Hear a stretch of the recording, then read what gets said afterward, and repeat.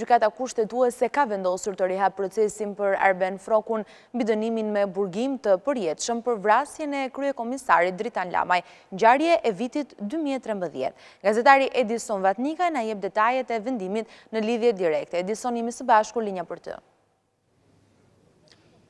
Përshëndes edhe unë, Katerina. Në fakt, gjykata kushtetuese ka arritur në një vendim për të pranuar ankimin e bërë pikërisht nga Arben Froku, duke vendosur të rihap procesin në ngarkimin e tij në gjykatën kushtetuese. Me këtë vendim shfuqizon vendimin e gjykatës të mëparshme, pikërisht vendimet e mëparshme të marra në vitin 2018, por edhe ku në fakt në këtë vit ishte vendosur mos pranimi i rekursit apo i ankimit të bërë pikërisht nga Arben Froku. Kujtojmë këtu që ky i fundit është i dënuar me burg për jetë, për i akuzuar në fakt si për vrasjen e komisarit Dritan Lamaj, ndërsa Arben Froku ka pretenduar gjithmonë mbi pafajësinë e tij dhe i ka kaluar në të gjitha shkallët dhe të gjitha proceset e gjyqësorit dhe më pas deri në një vendim të marrë së fundmi nga gjykata të drejtave të njerëzit, ku